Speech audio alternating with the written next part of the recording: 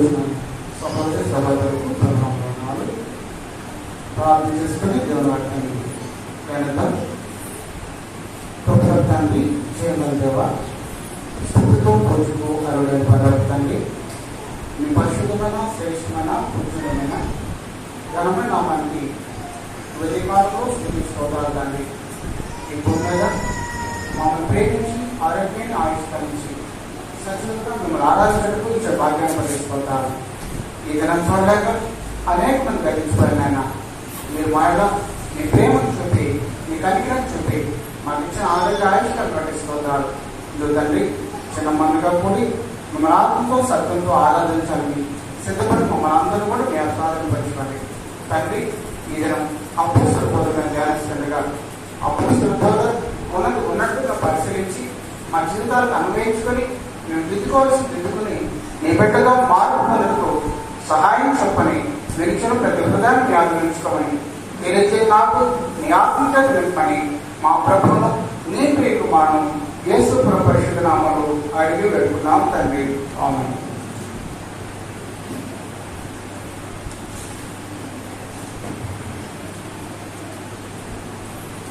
దేవుడు ఇచ్చిన అవకాశాన్ని బట్టి దేవునికి స్తుతులు చెల్లిస్తున్నాను. పూర్వచ్చిన నాన్నకి మరొకసారి కూడా వందనాలు చెల్లిస్తున్నాను. కొద్దిసేపు జాగ్రత్తగా దేవుని యొక్క వాక్యాన్ని ధ్యానిద్దాం. మరి జూలై మాసంలో నాకు ఇచ్చిన అవకాశాన్ని బట్టి నేను సంఘంతో ఒక పాఠాన్ని పంచుకోవడం జరిగింది. ఏంటంటే మూలోపదేశాలు. దేవుని యొక్క మూలోపదేశం చేస్తుంటే వారు విశ్వాసం నుంచి తొలగిపోవాలని మరి అర్థవిశ్వాసం కాదని ఆలోచన చేస్తున్నాను. ఆ మూలోపదేశాలు ఏంటంటే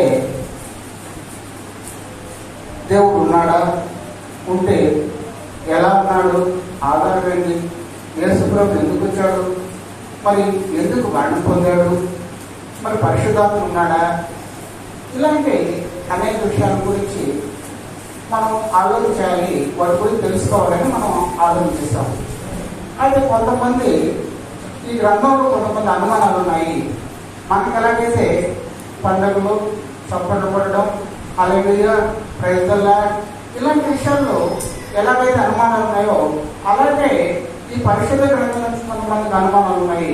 వాళ్ళు ఏం చేశారంటే ప్రభువాన్ని అడిగారు. సమరసి యేసు ప్రభుని అడిగింది, అయ్యా నాకు ఒక అనుమానం ఉంది, మరి మేము ఎక్కడ ఆరాధన చేయాలని అడిగినప్పుడు ఆయన చెప్పాడు. మరి అదేవిధంగా యూదులు పేతురుని అడిగారు.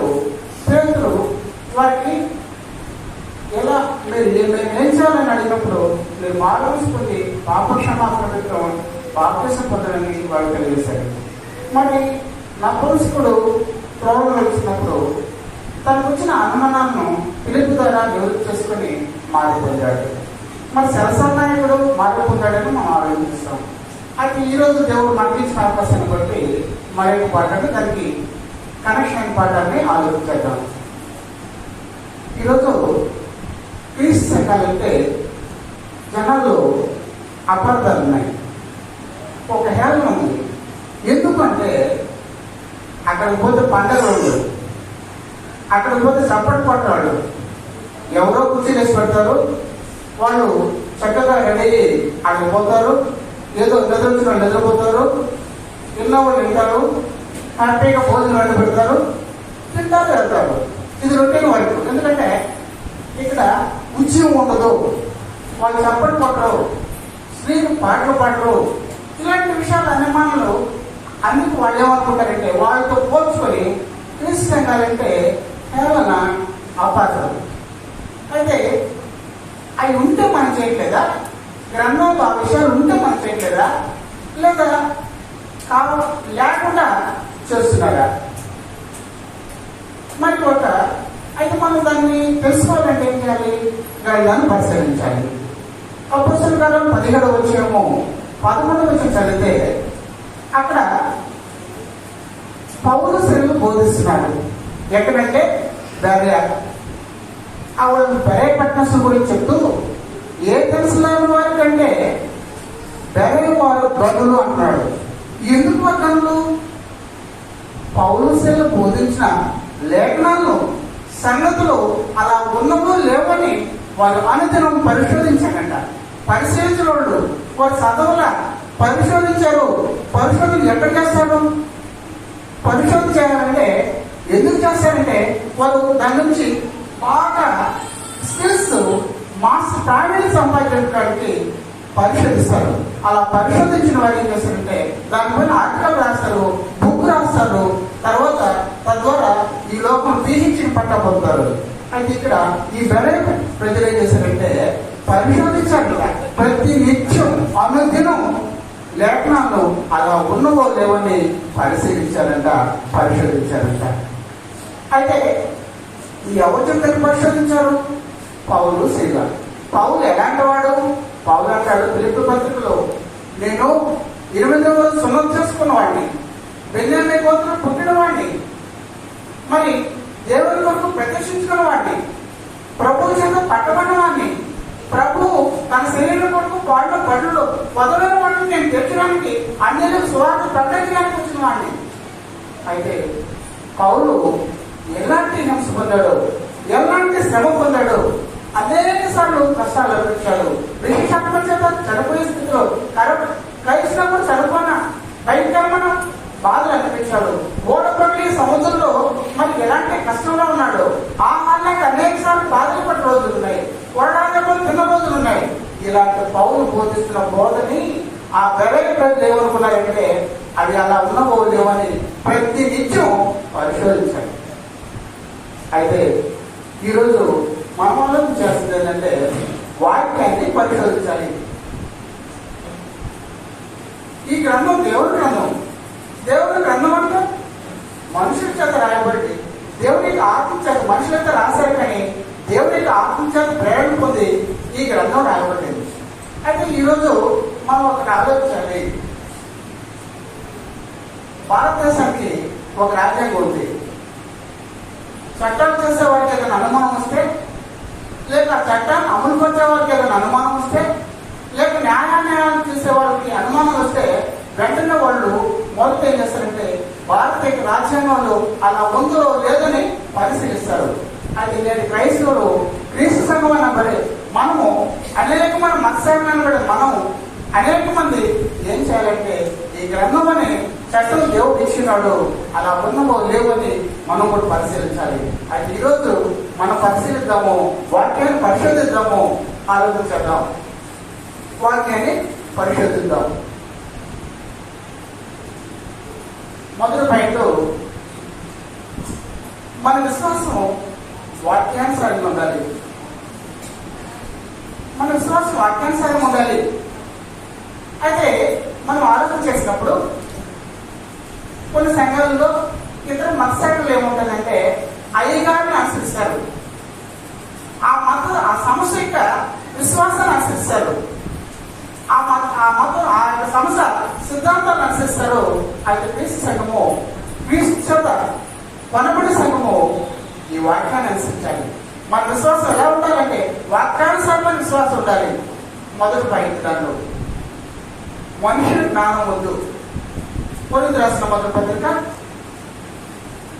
2వ అధ్యాయము 1 నుంచి 5 వచనాలు చదువుకున్నాం. మనుషుల యొక్క జ్ఞానం వద్దు. సహోదరులారా, నేను మీ ఎద్దకు వచ్చినప్పుడు వాక్చాతుర్యంతో కానీ జ్ఞానాతిశయంతో కానీ దేవుని మర్మమును మీకు ప్రకటించుచు వచ్చిన వాడిని కాను. ఇక్కడ పౌలు చెప్తున్నాడు, సహోదరులారా నేను మీ ఎద్దకు వచ్చినప్పుడు వాక్చాతుర్యంతో జ్ఞానాతిశయంతో కానీ దేవుని మర్మం ప్రకటించు వచ్చినవాడిని కాదు. నేను సొంత జ్ఞానాన్ని వాక్చాతుర్యంతో నేను నీకు వాక్యాన్ని బోధించా. మనుషుల యొక్క జ్ఞానం వద్దు, వాక్యానుసారమైన విశ్వాసంలో మనం ముందుకు సాగాలని ఇక్కడ పౌలు చెప్తున్నాడు. నేను మీ ఎదుగు వచ్చినప్పుడు వాక్యాలతో నేను బోధించలే, నా సొంత జ్ఞానాశయంతో నేను బోధించలే. నేనేం చేశానంటే ఇదిగో నేను యేసుక్రీస్తు అనగా సిలువ పడి యేసుక్రీస్తుని తప్ప మరి దేనిని మీ మధ్య నేను నడుపుకుందని నిశ్చయించుకుంటే క్రీస్తు చేస్తాను వాడు అనేక మంది లోకంలో అది నేను బోధించింది ఏం పోదంటే సిలువ క్రీస్తు గురించి మాత్రమే బోధించా. అది కూడా నా జ్ఞానం చేత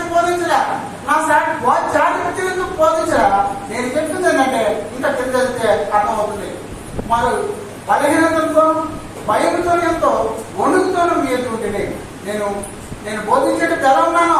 భయంతో ఉన్నాను, వణుకుతో మీద ఉంటూ బోధిస్తున్నాను. మీకు విశ్వాసము మనుషుల జ్ఞానం ఆధారం చేసుకుంట దేవుని శక్తిని ఆధారం చేసుకున్న వాళ్ళని నేను మాట్లాడినాను, సువార్త ప్రకటించినాను. జ్ఞానయుక్తమైన తీయ మాటలు వినియోగముట పరిశుద్ధాత్మయు దేవుని శక్తి కనపరిచి దృష్టాంతంలో వినియోగించింది.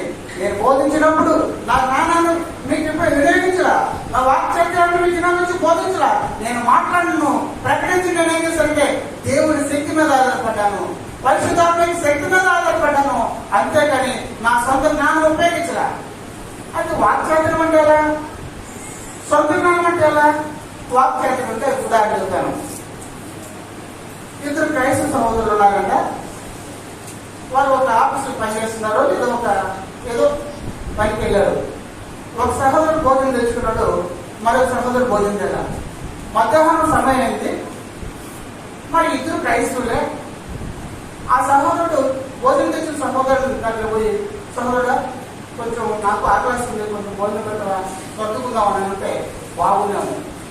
అయితే ఈయన తన వాక్ చాతుర్యంతో తన సొంత జ్ఞానం ఏమన్నాడంటే, సహోదరుడా నేను వల్ల నీ పొరుగు వారిని ప్రేమించమని అని గ్రంథంలో ఉంది కదా అన్నాడు.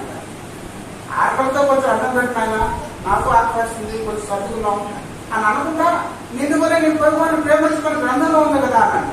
ఆయన ఎంటున్నానంటే నీ పొరుగు వారిని సంతాసించబడతాడు. ఎక్కడ మాట అది? గ్రంథంలో మాట. అది వాక్యాలు ప్రేమల వల్ల ఆలోచించేయండి. అంటే పౌలే చెప్తున్నాడు, నా సొంత జ్ఞానంతో నేను బోధించలా, నా సొంత మాటలు నేను బోధించలా, నేను మాట్లాడినాను, నేను ప్రకటించిన ఏం చేశానంటే దేవుని శక్తి మీద ఆధారపడి బోధించాను. మరొక విషయం, మత్తయి సువార్త 15వ అధ్యాయము 9వ వచనం. ఈ ప్రజలు తమ పెదవులతో నన్ను గణపరచుదురు గాని వారి హృదయము నాకు దూరంగా ఉన్నది. మనుషులు కల్పించిన పద్ధతులు దైవోపదేశములని బోధించు వారు నన్ను వ్యర్థముగా ఆరాధించుతున్నారు. ఇక్కడ కూడా మరొక పాయింట్ ఏంటంటే మనుషులు కల్పించిన పద్ధతులు వద్దు. రెండో పాయింట్ మనుషులు కల్పించిన పద్ధతులు వద్దు. ఇక్కడ ఈ ప్రజలు నన్ను స్థుతిస్తున్నారు. ఎంత వాళ్ళ ప్రజలతో వారి ప్రజలు ఎలా ఉందంటే నాకు దూరంగా ఉంది. వారి ప్రజలు అయితే నన్ను అనపిస్తున్నాయి, వారి హృదయం నాకు చాలా దూరంగా ఉంది. ఎందుకంటే వారు మనుషులు కల్పించిన పద్ధతులు అయ్యే దేవునికి ఉపదేశాలని వారు నమ్మి నన్ను అడ్డంగా ఆరాధించేస్తున్నారు. మనుషులు కల్పించిన పద్ధతులు దైవోపదేశాలని వారు నమ్మి నన్ను అడ్డంగా ఆరాధించేస్తున్నారు. అయితే వాళ్ళు ఆరాధన చేస్తున్నారు, వాక్యానుసారమైన ఆరాధన కాదు. వాక్యానుసారమైన విశ్వాసంతో దేవుని ఆరాధించారు. అయితే ఇక్కడ ఏం చేస్తున్నాడంటే వారి హృదయము దేవునికి దూరంగా ఉంది. ఎందుకు ఉందంటే మనుషులు కల్పించిన పద్ధతులు దైవోపదేశాలని వారు భావించారు, దేవుడిని వ్యర్థంగా ఆరాధన చేశారు. ఇది వాక్యానుసారంగా వారి విశ్వాసం లేదు. అయితే మన విశ్వాసం వాక్యానుసారంగా ఉందా పరిశీలించుకోవాలి. వాక్యానుసారమైన విశ్వాసం అనుకుంటే ఆదివారము మరి ఈరోజు ప్రవచనము దేవుడు కోరినాడు. ఈరోజు దేవుడిని నేను యథార్థంగా ఆత్మతో సత్యంతో ఆరాధించాలి. ఈరోజు నా కొరకు మా ప్రభు ప్రపంచానికి విమోచన కొరకు ఒక పాట పరిశుద్ధులవడానికి ప్రాణం పెట్టి తిరిగి వేసిన రోజే ఇది వాక్యం చెప్తుంది. ప్రేమ వాళ్ళ ఆలోచించాం.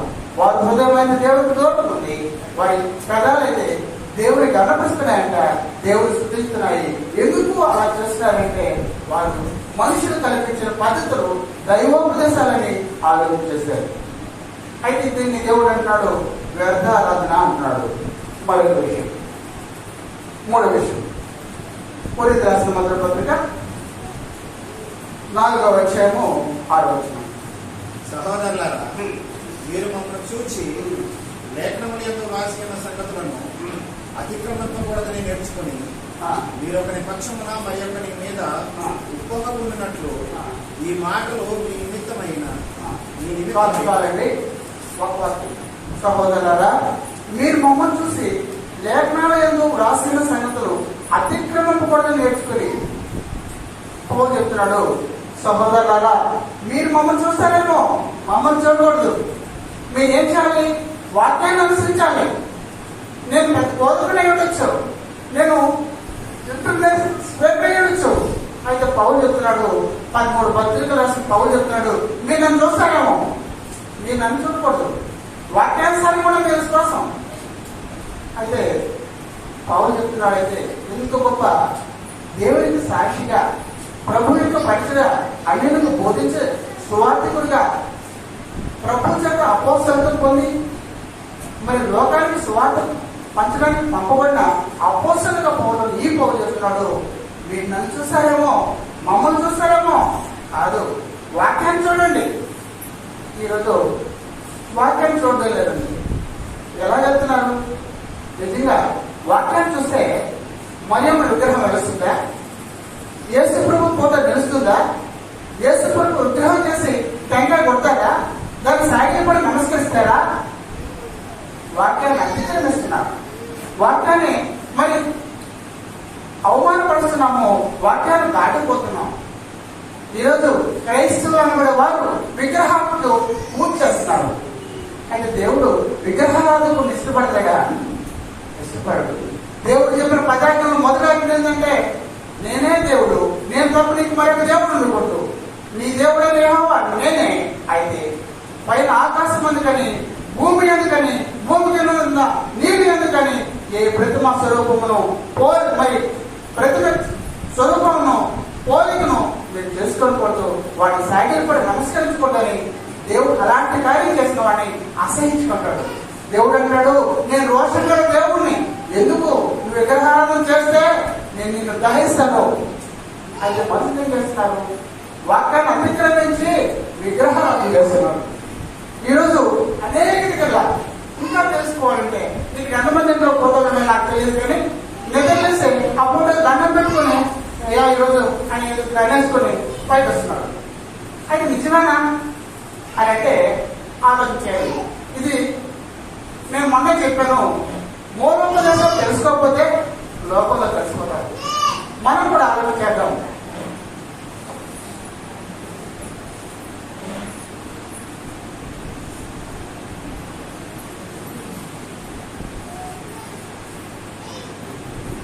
ఇది ఎవరు ఫోటో అండి?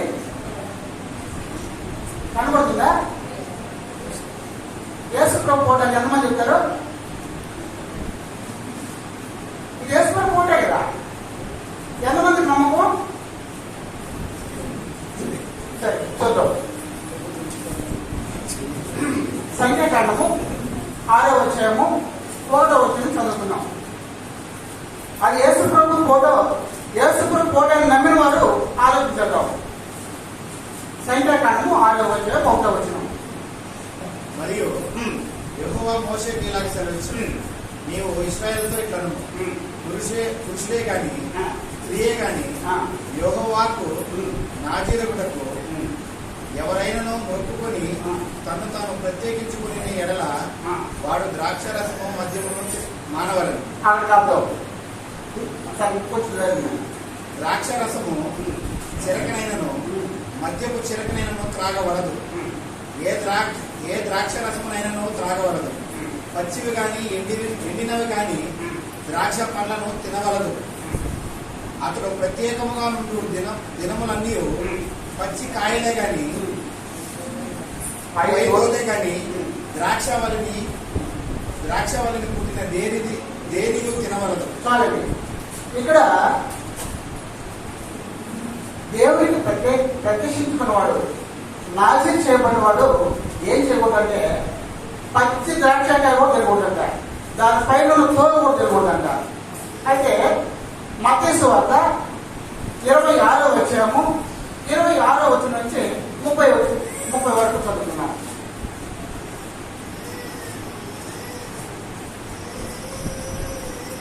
26వ అధ్యాయము. వారు భోజనం చేయుచుండగా యేసు ఒక రొట్టెను పట్టుకుని దాన్ని ఆశీర్వదించి తన శిష్యులకు ఇచ్చి, మీరు తీసుకుని తినుడి, ఇది నా శరీరం అని చెప్పాను. మరియు ఆయన గిన్నె పట్టుకుని కృతజ్ఞతాస్తుతులు చెల్లించి వారికిచ్చి, దీనిలోనిది మీరందరూ త్రాగుడి, ఇది నా రక్తము, అనగా పాప క్షమాపణ నిమిత్తం అనేకుల కొరకు చిందింపబడుచున్న నిబంధన రక్తము. నా తండ్రి రాజ్యంలో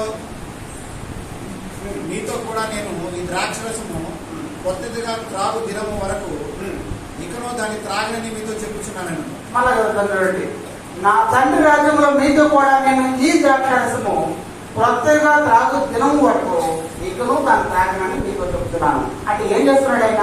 త్రాగాడు. ద్రాక్షరసం తాగినాడు ఈ చుట్టూ పెంచుకున్నాడా? ఇప్పుడు వేసుకున్న ఫోటో చూపిస్తాడు కదా, నాశనం చేయబడిన వాడు ద్రాక్షరసం తాగకూడదు. అయితే యేసు ప్రభు తెలీదా ద్రాక్షరసం తాగకూడదు? తెలీదా? అయితే ఈ చుట్టూ ఈ గడ్డం సరిపోతుందా? దీనికి సరిపోతుందా? మీరు నాశనం చేయబడిన వాడికి దేవుడు కొన్ని ఆజ్ఞలు చెప్పాడు. ఏమని? వాడు మద్యపానం కానీ ద్రాక్షరసం కానీ అది ద్రాక్ష పచ్చిదయ్యను 2 దయ్యను దానిపైన ఉన్న చర్మమైనా వాడు తినకూడదు, కొట్టకూడదు. అయితే ఇక్కడ యేసు ప్రభు అన్నాడు, నా తండ్రి రాజ్యంలో మీతో తాగుదిన వరకు ఇక తాగను. అంటే ఇప్పుడు తాగుతున్నాడు ఆయన. అక్కడ శిష్యులతో కలిసి ఆయన తాగాడు ద్రాక్షరసం. అయితే ద్రాక్షరసం తాగిన అంటే జుట్టు ఉంటుందా? ద్రాక్షరసం మరి ఉన్నవానికి ఈ గడ్డ ఉంటుందా? ఆయన ప్రత్యేకింపబడినవాడా? కాదు. మరొక విషయం, అక్కడే సంఖ్యాకాండము 6వ అధ్యాయము 5వ వచనం. అతడు నాజీరకులకు పడుకునిన దినములన్నింటిలో మంగళకైతే అతని తల మీద వేయవలదు. అతడు యెహోవాకు తను తాను ప్రత్యేకించుకున్న దినములు నెరవేరు వరకు అతడు ప్రతిష్ఠితుడై తన తల వెంట్రుకలను ఎదుగునీయవలను. అతడు యెహోవాకు ప్రత్యేకముగా నుండు దినములన్నింటిలో ఏ శవమును ముట్టవలదు.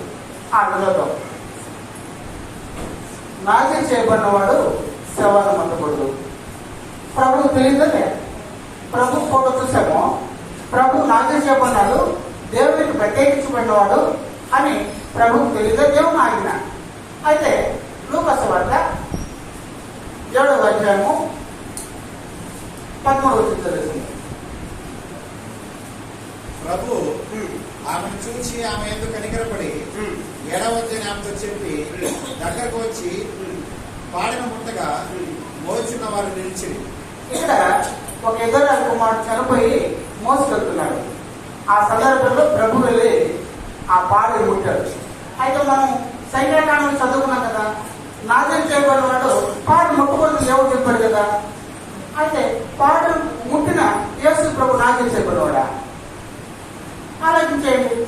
ద్రాక్షరసం తాగకూడదు, మరి పాడిని ముట్టకూడదు. ఈ 2 పనులు యేసు ప్రభు చేశాడు కదా. అయితే అప్పుడు సరిపోతుందా? నిజమేనా? కాదు. ఇంకా ఆధారం చెప్తారు. ఈ భూమి మీద ఫోటో ఎప్పుడు కనుక్కున్నారంటే 1685లో సూర్య ప్రతిబింబం కనిపిస్తుందంట, మన కొలాప్స్ అయిపోతుందంట. అది మరి అభివృద్ధి చేసుకుంటూ 1825వ సంవత్సరంలో ఫోటోగ్రాఫ్ని కనుక్కున్నారంట. అయితే యేసు ప్రభు ఎప్పుడు చనిపోయాడంటే 33 సంవత్సరాలు చనిపోయాడు. అయితే ఈ ఫోటో ఎవరు తీశారు? అందుకే ఇట్లా భ్రమపడతామని దేవుడు ఆత్మ కంట ఆయన ఆరాధించారు, ఆత్మతో సత్యంతో ఆరాధించాలన్నాడు. అయితే ఈ ఫోటో సరిపోతుందా? ప్రేమ వారా, ఈ ఫోటో భ్రమ, మనిషికి ఊహను కొట్టి వచ్చిన ఫోటో. అయితే ఆ ఫోటోకి నమస్కరించబాకండి, ఆ ఫోటోని పూజించబాకండి. దేవుడు ఆత్మస్వరూపి. అయితే వీళ్ళు అక్కడ ఏం చేస్తారు? వాక్యానుసారంగా బ్రతక వాళ్ళ విశ్వాసం ఎలా ఉందంటే వాక్యాన్ని అతిక్రమించారు. మా యొక్క విషయం ఆలోచించారు. మళ్ళా పాటలే కదా. 4వ విషయం, మొదట ఏం చేస్తారంటే మనుషులకు జ్ఞానం వద్దు, మనుషులు కల్పించిన పద్ధతి వద్దు, మరి వాక్యాన్ని అతిక్రమించకూడదు. ఇక 4వ విషయం, తిమోతి రాసిన మొదటి పత్రిక 5వ అధ్యాయము 21వ వచనం చదువుతున్నాం.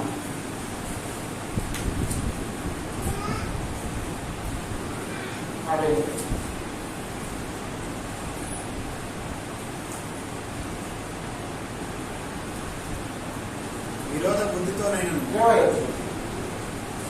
ఇతరులు భయపడ నిమిత్తము పాపము చేయవారిని అందరి ఎదుట గద్దింపు. చాలు. ఇక్కడ వాక్యానుసారంగా జీవితం, వాక్యానుసారంగా విశ్వాసంలో, వాక్యానుసారమైన విశ్వాసం లేకపోతే సువార్త కంటూ కొన్ని బాధ్యతలు చెప్తున్నాడు. ఇతరులు భయపడిన విధం ఎందుకు భయపడాలా అంటే, ఎవడైనా పాపం చేస్తే అందరి ఎదుట వాడిని గర్దించాలన్నాడు. ఈరోజు సంఘాలు ఎలా ఉన్నాయంటే, ఏదైనా పొరపాటు చేస్తే వాళ్ళు సమర్థిస్తున్నారు. అయితే సువార్తికుడు చేస్తున్న పని ఏంటంటే, వాడు వాక్యానుసారమైన విశ్వాసం ఉండాలంటే, వాడు వాక్యానుసారమైన సరైన దేవుని ఇష్టానుసారంగా ఉండాలంటే వాడు గర్దించాలి. ఎక్కడ గర్దించాలి? అందరూ ఉందా. ఎందుకంటే వాడికి పాపం చేయడానికి ఇష్టపడకూడదు, భయపడాలి. ఈరోజు సువార్తికుడు కూడా బాధ్యత పెట్టాడు. సువార్తికుడు మనం చేసే పొరపాటును సమర్థించాడంటే వాడు క్రీస్తు ధరిస్తాడు, క్రీస్తుతో పరిపూర్ణత పొందుకున్నాడు. సువార్తను ఏం చేయాలంటే అవసరమైతే రచించాలి, తప్పును సరిదిద్దాలి. అందుకే ఇక్కడ తిమోతి చెప్తున్నాడు పౌలు, ఓ తిమోతి, ఎవడా నేనేం చేయాలంటే అందరి ముందర పాపం చేసిన వాడిని గర్దించు. ఇంకా 2వ పత్రిక, తిమోతి 2వ పత్రిక 4వ అధ్యాయము 2వ వచనం. వాక్యమును ప్రకటించుము, సమయమందును అసమయమందును ప్రయాసపడము, సంపూర్ణమైన దీర్ఘశాంతంతో ఉద్దేశించు, ఖండించు, గర్దించుము, బుద్ధి చెప్పుము. ఎందుకు? నువ్వు ఎవరివే అయితే సమయం ముందు అసమయం ముందు స్వార్థ ప్రకటించు, బోధించు, ఉపదేశించు.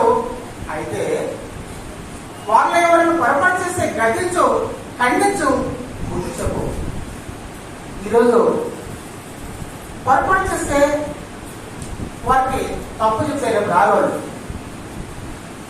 నువ్వు పొరపాటు చేస్తే సహోదరుడు దిద్దుకో, అది దేవుడికి ఇష్టమైన పొరపాటు, అది మంచి కార్యం కాదంటే రేపుదా నేను దగ్గర రాడు. అయితే దేవుడు పౌలు ద్వారా తిమోతి తెలియజేస్తున్నాడు, ఓ తిమోతి, నువ్వేం చేయాలంటే ఇద్దరిని వారిని ఖండించాలి, గర్దించాలి. ఇది సువార్తికుని యొక్క బాధ్యత. ఎందుకు గర్దిస్తారండి? ఎందుకు అలా ఖండించాలండి? మనం ఆలోచన చేద్దాము. సుమారు నేను డిగ్రీ చదివేటప్పుడు ఆ బిల్డింగ్ లో స్టార్ట్ అయింది. పాత బిల్డింగ్ లో, అక్కడ పాత వరల్డ్ స్టేట్ బ్యాంక్ లో హృదయనగర స్థానిక సంఘము ప్రారంభించబడింది. అలాంటి స్థితి నుంచి మరి సుమారు 30 చోట్ల దాటేసింది అనుకుంటున్నాను.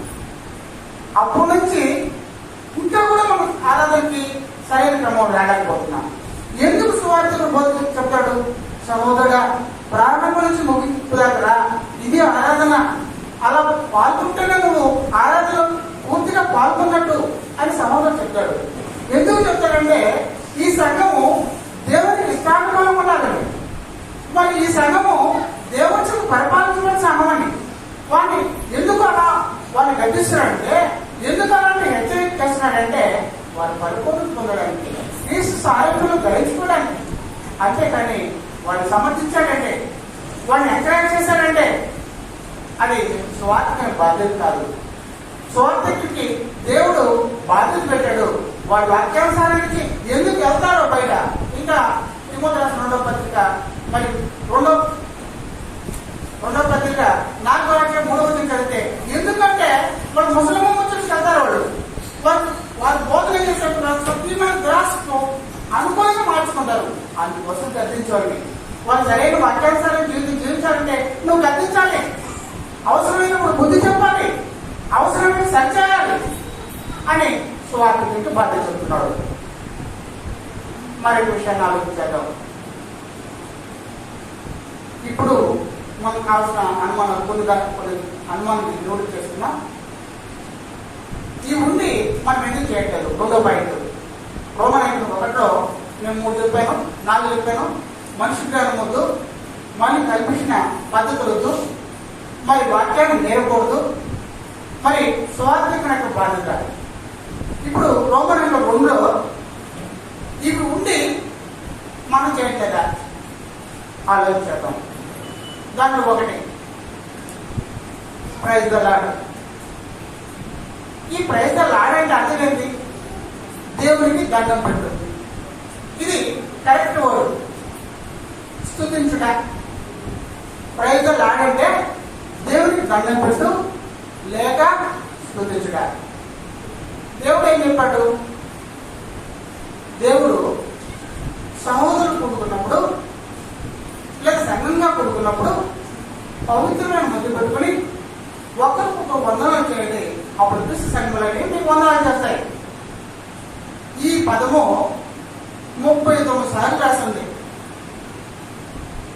ఎప్పుడైనా చదవండి. మరి రోమపత్రిక 16వ వచనం మాత్రం చదువుతామో ఈ వందనాలు చెప్పుకోండి 39 సార్లు రాసింది. మరి పితృయుగంలో వారికి ఎవరు నేర్పించారో తెలియదు. మరి యోసేపు ఐగుప్తులో ఉన్నప్పుడు మరి ఆ కనానా ఆ చుట్టుపక్కల ప్రాంతం కరువు వచ్చినప్పుడు యాకోబు కుమారులు యోసేపు వద్దకు వెళ్ళినప్పుడు యోసేపుకి సహోదరులు కనబడి వెంటనే ఏం చేశారు తెలుసా? నమస్కారం పెడుతూ మరి శాస్త్రాన్ని వందనాలు చెప్పారంట. ఆదికాండము 42వ అధ్యాయము 5-6 వచనాలు ఉంది. అంటే ఈ గ్రంథంలో ఎక్కడ పట్టినా ఎవరు సహోదరులు కనబడినప్పుడు ప్రయత్నాలు అలా ఏమన్నారంటే వందనాలు చెప్పుకున్నారు. మరి మరియా యేసుని కలిసినప్పుడు కూడా వందనాలు చెప్పుకున్నారు. మరి యేసు ప్రభు తన శిష్యులు ఈ భూమి మీద సంచరించినప్పుడు మరి ఈ భూమి మీద సువార్త ప్రకటించిన శిష్యులు అనేక మంది ఆదిమ క్రైస్తవులు ఎక్కడ ప్రయోజనాలు చెప్పుకోవాలి. ఈ ప్రయోజనాలు అంటే దేవుడికి దండం పెట్టు, నువ్వు పెట్టు, నేను పెట్టు అంటే ఏంటిది? దేవుడు చెప్పిన మాట పక్కన పెట్టి నువ్వు దండం పెట్టు అంటే ఏంటిది? దేవుడు చెప్పిన పని దేవుడు చెప్పిన ఇష్టపడితే అలా చేయాలి, లేకపోతే నువ్వు అన్నిటివి నీ జీవితం తర్వాత విషయం. తెలుగు రాష్ట్ర పత్రిక 4వ అధ్యాయము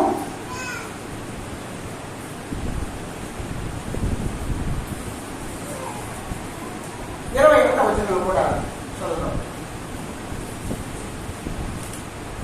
ప్రతి పరిశుద్ధునికి క్రీస్తు యేసునందు వందనములు చెప్పుడి.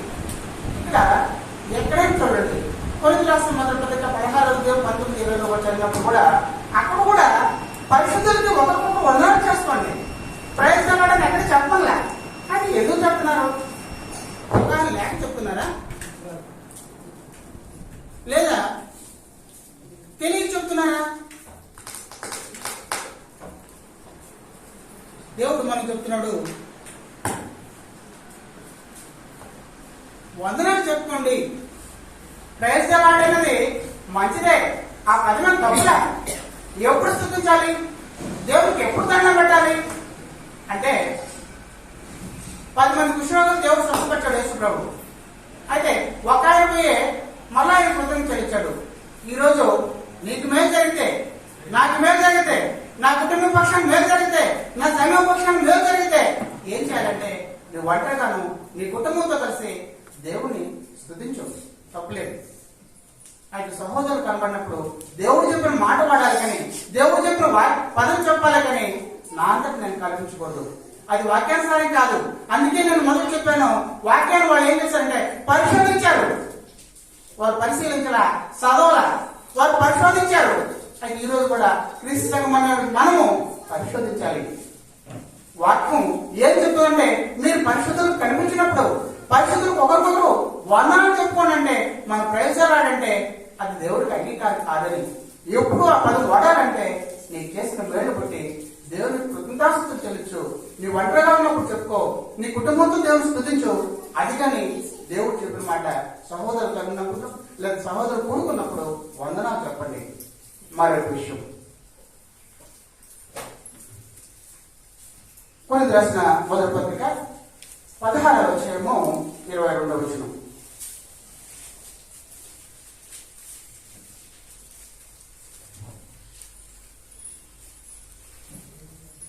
ఎవడైనాను ప్రభువును ప్రేమింపకుంటే వాడు శపింపబడను గాక.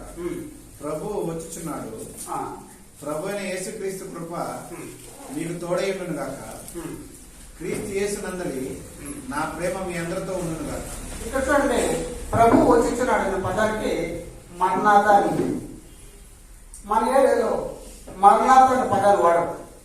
కొన్ని ఏరియాలో సహోదరులు సంఘంగా కూడినప్పుడు మరణాధార పదాలు వాడతారు.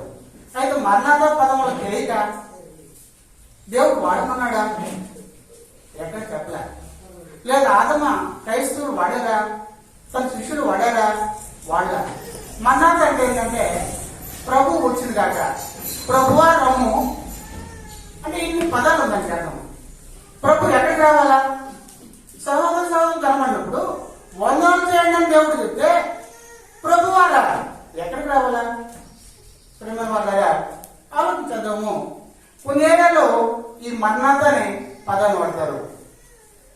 అది ప్రభు రమ్ము, ప్రభు వచ్చును, ప్రభు వచ్చేసాడు.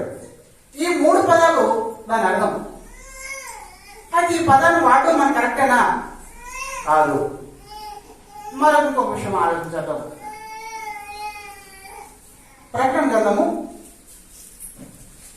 19వ అధ్యాయము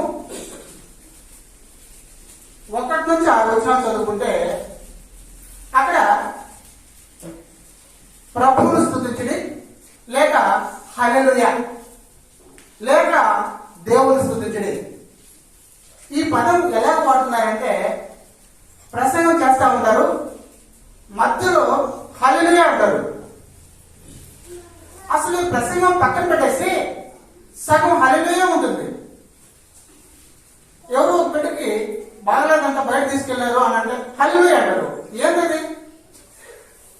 ఇక్కడ ఇబ్బంది అయింది, లేదు జ్వరం వచ్చింది, ఆ బిడ్డను బయటకు తీసుకెళ్లారంట. ఏమక్కడ అంటే ఆ బిడ్డకి అనారోగ్యం చేశారంటే హల్లెలూయా అంటే దేవుడు ఏం చెప్పాడు దానికి అర్థము? దేవుని స్తుతించండి, ప్రభువును స్తుతించండి.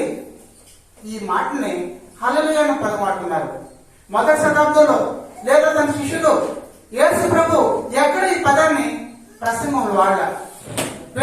మరి పౌలు అపోస్తలుల గ్రంథం 22వ అధ్యాయం 24వ అధ్యాయం 26వ అధ్యాయంలో పేతురు ప్రసంగం చేశాడు.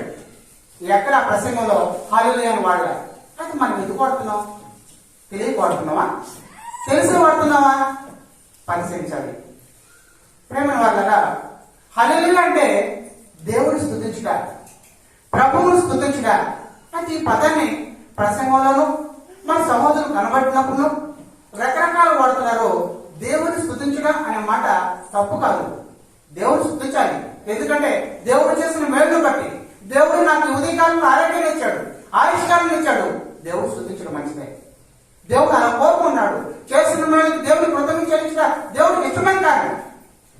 అయితే ప్రసంగంలో మన సహోదరులు కనబడినప్పుడు హల్లెలూయా అని ఎక్కడ మనకు ఆదిమ క్రైస్తవులు తన శిష్యులు అపోస్తలులు ఎవరు అలా చెప్పలేదు, అలా వాడలేదు. హల్లెలూయా అంటే దేవుని స్తుతించడం. ఇంకా ఆలోచించేద్దాము. కొన్ని మతశాఖలు మేము దేవుణ్ణి అనుసరించే వాళ్ళు మాదే తల్లి సంఘము అని చాలా మతశాఖలు చెప్పుకుంటున్నారు. అయితే అలాగా వారి మతశాఖ యొక్క ఉద్దేశాలు ఆ సంఘంపై రుద్దుతున్నారు. మొదటి శతాబ్దంలో అపోస్తలులు ప్రకటించిన ప్రకటనలో అవేవి ఆ రీతిగా లేవు.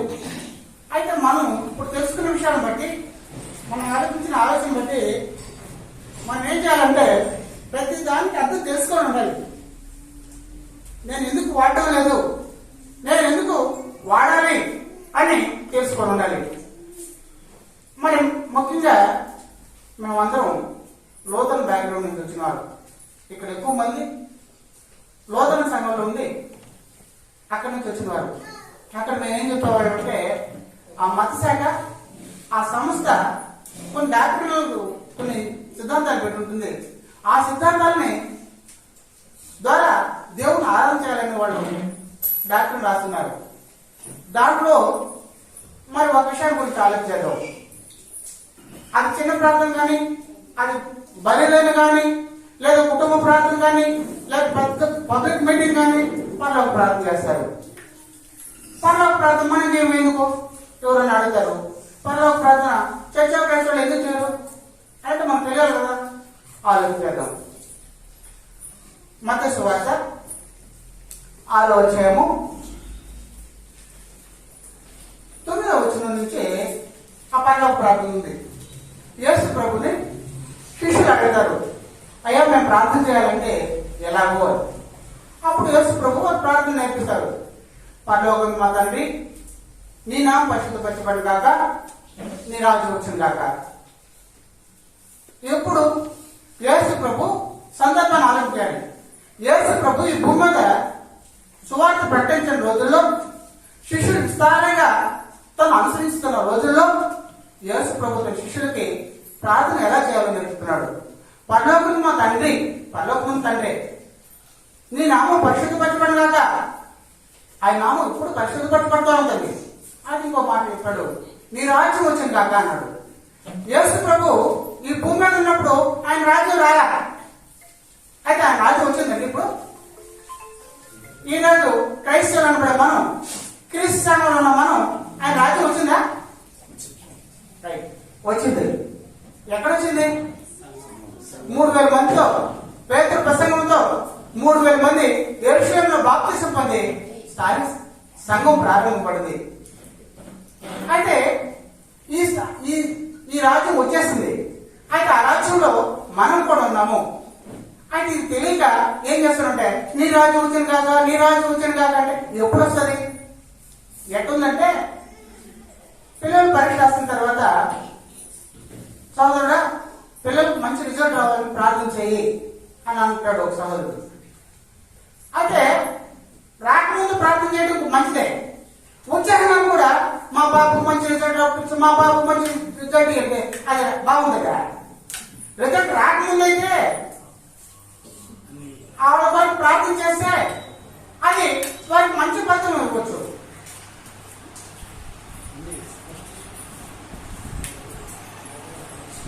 కొద్దిసేపు రిజల్ట్ రాకముందు ఆ పిల్లలకు మంచి మార్కులతో పాస్ అవ్వాలని ప్రార్థన చేయడం అది మంచిదే. అయితే రిజల్ట్ వచ్చేసినా కూడా మా బాబుకి మంచి మార్కులతో పాస్ అవ్వాలి, మంచి మార్కులతో పాస్ అవ్వాలంటే అలా ఉండడా. నీ రాజ్యం వచ్చింది కాక, ఎప్పుడైనా కానీ నీ రాజ్యం వచ్చింది కాక. అయితే దేవుడు రాజ్యం వచ్చేసినప్పుడు మళ్ళా ఎందుకు రాజ్యం కావాలి? అది ఎలా అంటే ఆలోచించారు. 3000 మందితో యెరూషలేములో సగం దేవుని రాజ్యం ప్రారంభింపబడింది. ఇది అపోస్తలుల కార్యము 2వ అధ్యాయము 36వ వచనంలో ఉంది. ఆ ఖండించండి చేస్తే అయితే ఆ రాజ్యానికి ఎవరు రాజు? అక్కడ 36వ వచనంలో దేవుడు ఏం చెప్తున్నాడంటే, మీరు సిలువ వేసిన ఈ యేసునే ప్రభువుగాను క్రీస్తుగాను దేవుడు చేత నియమించాడు. దేవుడు నియమించాడట. మీరు సిలువ వేసిన ఈ యేసునే ప్రభువుగాను క్రీస్తుగాను దేవుడు నియమించను. ఎప్పుడు నియమించాడు? ఆ రాజ్యానికి రాజుగా ప్రభుని యేసు ప్రభు చనిపోయి పరలోకి వెళ్ళినప్పుడు. అది ఎలా చెప్తున్నావు? దానియేలు 7వ అధ్యాయము 13-14 చూపించాలని.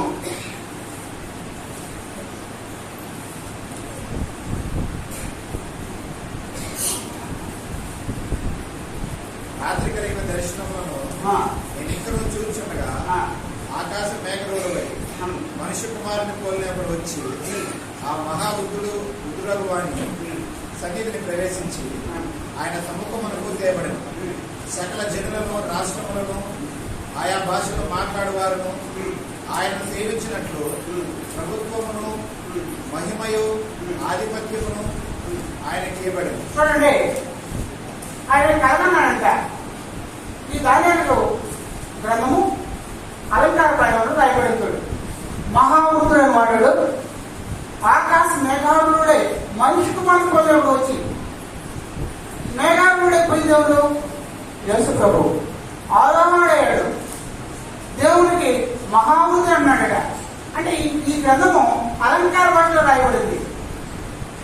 ఇలా పోలుస్తూ చెప్తున్నాడు.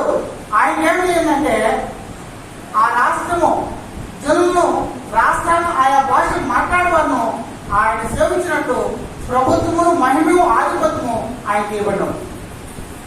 ఈ భూమి మీద ఏర్పడిన దేవుని యొక్క సంఘానికి యేసు ప్రభువుని రాజుగా ఏర్పాటు చేశాడు. దేవుడు రాజుగా అభిషేకం పొందాడు. అందుకే ప్రభు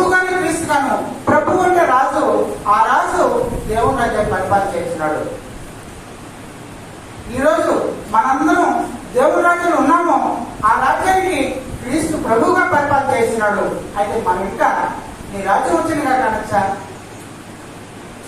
ఆలోచించాలి. ఇంకా చెప్తాడు మొదటి కొరింథీ 15:24. అటు తర్వాత ఆయన సమస్తమైన ఆధిపత్యమును సమస్తమైన అధికారమును బలమును కొట్టివేసి తన తండ్రి అయిన దేవుడికి రాజ్యం అప్పగించును.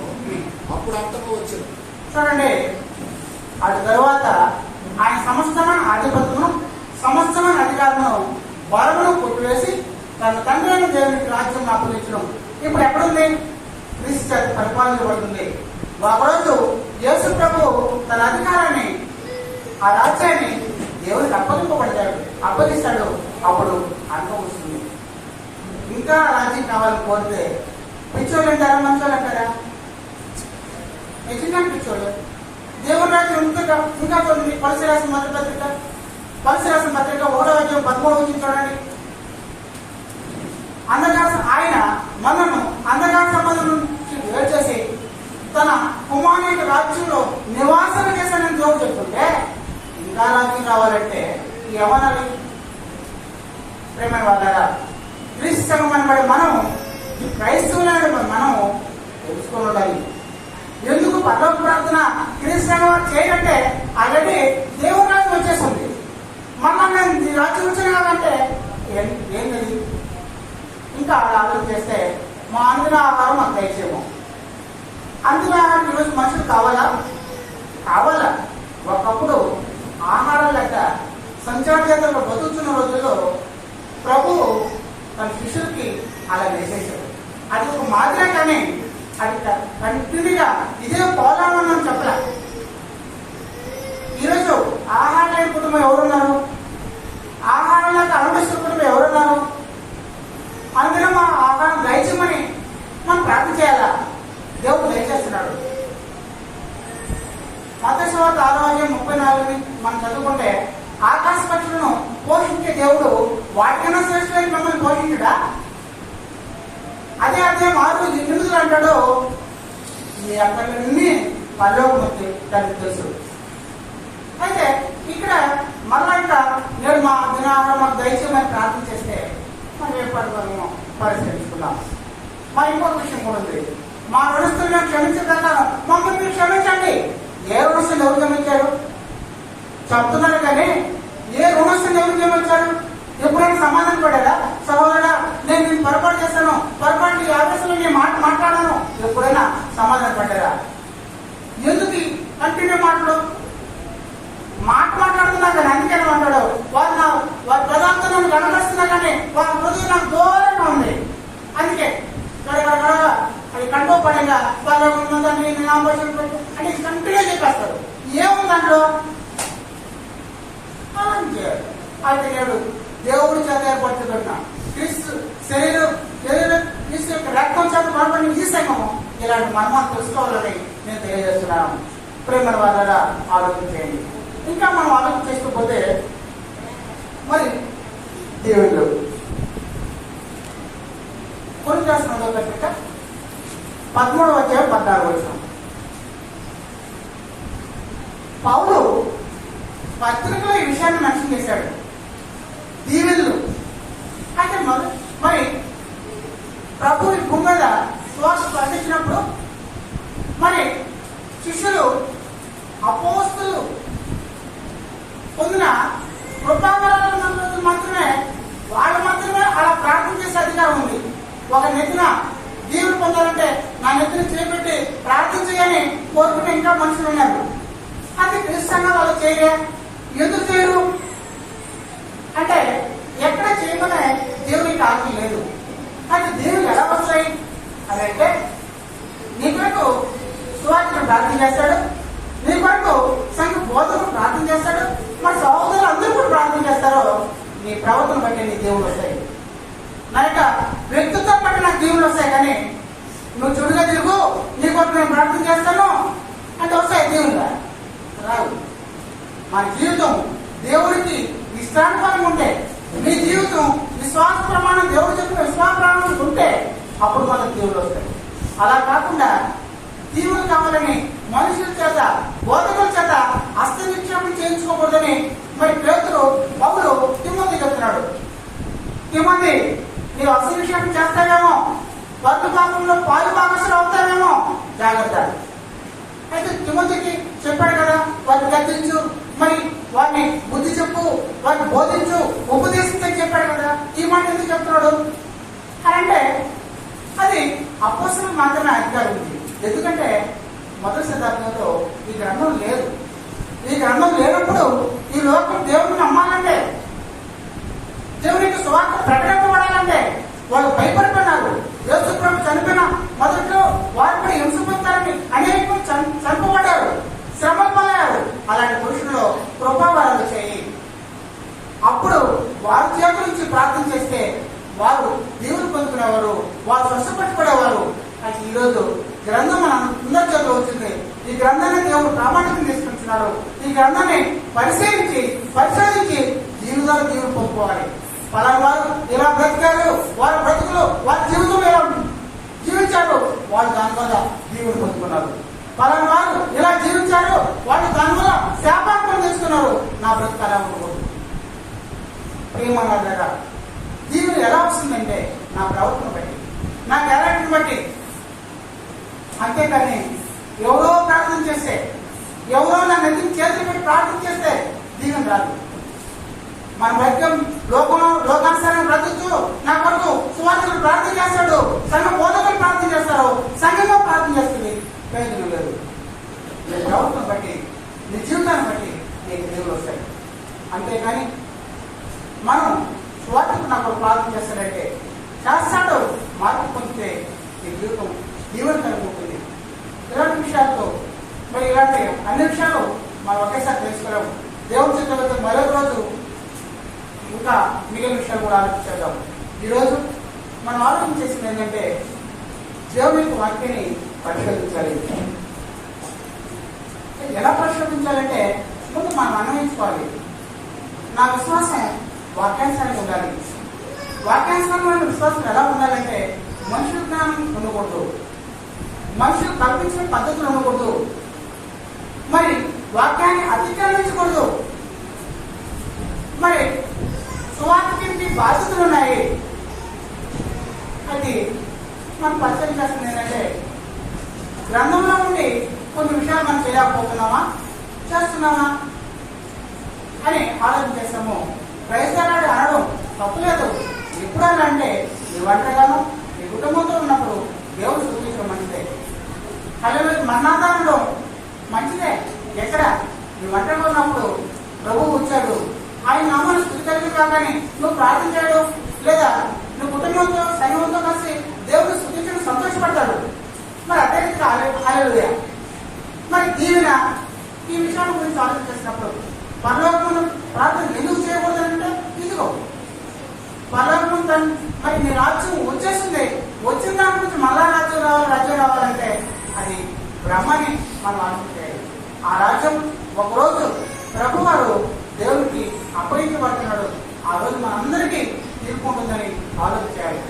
ఒక విషయం చెప్పి నేను ముగిస్తాను. మేము ఒక బయలుకి వెళ్ళామండి, భూస్థాపన కార్యక్రమంకి వెళ్ళాము. వాళ్ళందరూ ఆయనలో ఒక సహోదరి మాత్రం నమ్మకం ఉంది. ఆమె నేను చనిపోతే కూడా మా భూస్థాపన కార్యక్రమం క్రైస్తవులు జరగాలని కోరుకుంటుందంట. వాళ్ళు కూడా అలాంటి విశ్వాసంతో అన్నిలైనా అలాగే ఆ మాట అనుసరించారు. అయితే ఇప్పుడు ఆ కార్యక్రమం అయిపోయింది. తర్వాత మళ్ళీ మేము ఇంటికి వచ్చాం. ఆ ఇంట్లో వాళ్ళు ఒక సహోదరు వచ్చి, అయ్యో మీరేం సరే ఇట్లా మేము అట్లా ఊహించమే, మీరు పెంజలు పడతారేమో, పెద్ద పెద్ద పాటలు పడతారేమో, మైక్ పడతారేమో, డ్రమ్స్ కొడతారేమో అని మేము ఊహించలే, మీరేం ఊరికే ప్రార్థన చేశారే. నిజమే, ఆ ఊహ అలా ఉంది, సమాజం అలా నడిపిస్తుంది. మేము పెంజలు కొట్టమని చెప్పి ఆమెకు అర్థం కాదు. అమ్మా మేము వాయిద్యాలు వాయించమంటే ఆమెకు అర్థం కాదు. అయితే మనకు అర్థమయ్యేది కాదు. ఆమె చెప్పాము, సహోదర నీకు తెలీదు, మేము వాక్యానుసారం నాకు తెలియదు, దేవుడు ఇష్టపడినట్టు చేయడం ఈ సంఘం యొక్క ఉద్దేశం. ఆ సంఘం అలా అనుసరిస్తుంది అంతే కానీ లోకం అనుసరించినట్టు మేము డ్రమ్స్ పట్టము, మేము మరి స్త్రీల దగ్గర పురుషులు ఉండగా పాత్ర పడించము. ఇలా విషయాలు చెప్పినప్పుడు అయ్యో నేను మా ఇద్దరు బాగా పూలో పోవాలనుకున్నాను, నేను డ్రమ్ములు అవ్వాలనుకున్నాను, మీరు తప్పగా చేసేదాన్ని అనుకున్నాను. అట్లా ఉంది ప్రేమైన వాళ్ళ మీరు ఎవరు ప్రతి విషయాన్ని తెలుసుకోవాలి. ఎందుకంటే నేనున్న సత్య సంఘంలో, ఆ సత్య సంఘం సత్యారాధనలో నేను వెళ్తున్నానంటే అది మనకన్నా ఆనందం కలగాలి. మన ఇద్దరు చెప్పే స్థితిలో ఉండాలని నన్ను నేను హెచ్చరిక చేసుకుంటూ నేను మందులను హెచ్చరిక చేస్తూ నాకు ఈ అవకాశం ఇచ్చా. సో ఇతరులకి ఉన్నాళ్ళు చూస్తూ ఇంత సభ్యులు నేను మీ అందరూ కూడా మరొకసారి ఉన్నాను.